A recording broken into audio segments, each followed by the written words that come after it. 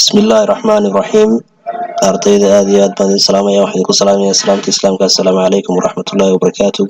مقعي وخالد عبدك إحنا هو كلن كيني اللبات نستقبل إنه كورس كان للعضو Principle of Accounting 1.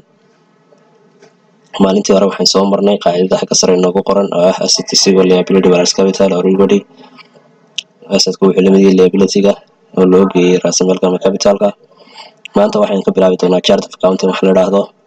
There are 6 accounts of accounting which are assets, liability, revenue, expenses, equity or capital and drawing.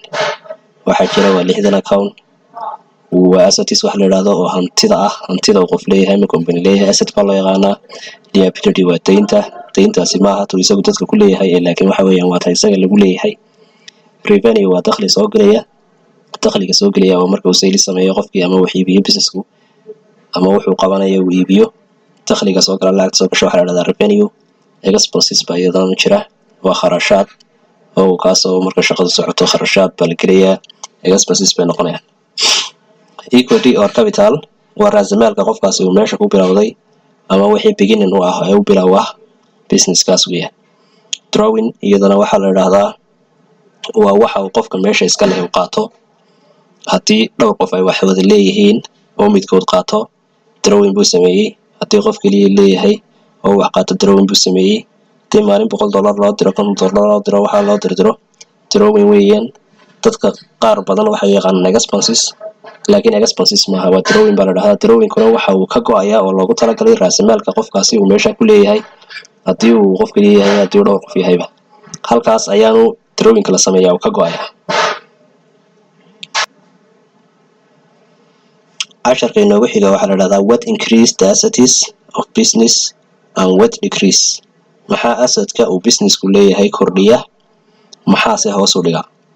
there are 2 famous things waxaa jira 2 shay oo caan ah that increase the asset of company kaasoo kordhiya assetka company-ga.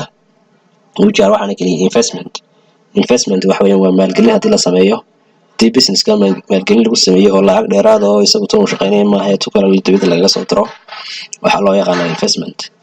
revenue isaguna wuu kordhinayaa. revenue waxa weeyaan waa dakhliga waa chart of accounting buu ku jiray sidaan soo aragnay. revenue-gaasi waxa uu kordhinayaa increase asset company-gaasi leeyahay. waxaa sidoo kale jira 2 iyaguna hoos u dhiga company-ga assetkiisa. halkan sidaan ku wada arkayno wuxuu leeyahay also sidoo kale there are 2 things that are decrease. sidoo kale waxaa jira 2 shay kuwaas oo hoos u dhiga the asset of the company assetka company-gaas leeyahay ama hantida uu company-gaas leeyahay. expenses iyo waxa la kala yiraahdaa iyo drawing. expenses waa kharashaadkii company-ga ka baxayay. sidoo kale drawing waxa la yiraahdo ayaa isaguna jira oo qofku waxa uu qaato owner-ka ama qofka meesha iska leh ama dhowr qof wada leeyihiin qofkaas drawing-kaasi wuxuu qaadanayaa intii uu ku lahaa meesha qayb ka mid ah ayuu qaadanayaa lacagta uu qaataa drawing la yiraahdo. sidoo kale casharkeena saddexaad waxa uu ku saabsan yahay financial statements wax la yiraahdo. statementsku waxa weeyaan waa 4 waraaqood sidoo kale noogu sheegay there are 4 statements that's called financial statement. 4 waraaqood oo company-gu soo saarayo waa reports baa la yiraahdaa ama financial reports waa la yiraahdaa. waxaana weeyaan reportadaasi company-gu soo saaraya 4 bay kala yihiin. number 1 waa income statement waa statement-ka ama warqadda ka sheekeynaysa. profit or loss statement waa la yiraahdaa waa ama faa'iidada ama khasaaraha ay sheegaysaa. haddii la faa'iidada ku qoran haddii la khasaarina ku qoran. insha Allah mid kastana waynu eegi doonaa sida formatka la marayo iyo sida u dhacayo insha Allah. owners equity statement baa isaguna jira. waxa uu sheegayaa raasamaalka company-gaasi raasamaalka uu biiskay halku marayo. balance sheet statement baa iyaduna jirta. statement-kaasi wuxuu ka sheekeynayaa balance sheet baa la yiraahdaa. waxa uu isu keenayaa company-gaasi wixii hore u yaalay raasamaalka u ahaa iyo waxa dambe uu shaqeeyay oo dhan. waxaana uu sheegayaa financial position baa la yiraahdaa jeer position-ka uu taagan yahay ama heerka uu taagan yahay xog maaliyadeedkaasi.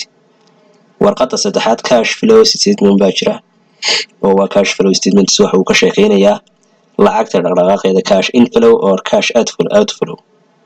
cashkii ama uu soo gelaya marna uu baxaya marka dhaqdhaqaaqiisa iyo halka uu marayo waxyaabo lagu isticmaalay ka shaqeynay statement-kaas warqadaas.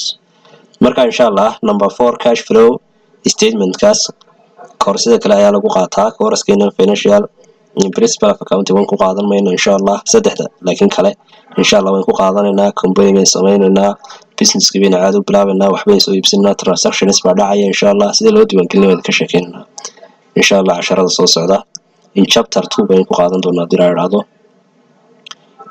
financial statement kan hadaba waxa isticmaala dad users of financial statement. There are two sided users laba dhinac baa isticmaala waxaan la yiraahdaa internal users and external users. waa dad company-ga gudaha ugu jira oo isticmaalaya markaan leeyahay gudaha ugu jira maaha macnaheedu dhismaha ugu jira qaar ku jira waxa weeyaan waa dadkii company-ga u khuseeyay ama ownerskii managerskii employeeskii waxaas oo dhan ayaa iyaguna isticmaalaya oo xog uga baahan.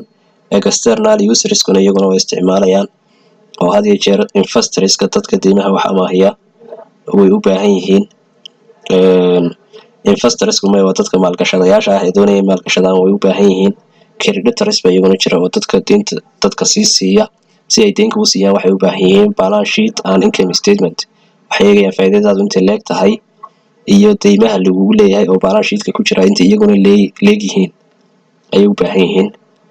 Allahumma salli ala Muhammad. marka insha Allah waxaanu arki doonaa statement oo si fiican u qoran oo business-keena marka aynu shaqeyno oo aynu xisaab xidhka marinayno maalmaha ugu dambeeya xisaab xidhka la dhameystiro waxa la soo saaraa reports-kan dabeedna waynu soo saaranaa sida ay u qormayaan weyn eegina insha Allah diraacado.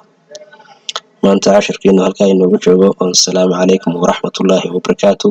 waxaan idin rajeynayaa dadaal fiican iyo akhris fiican insha Allah diraacado. assalaamu calaykum.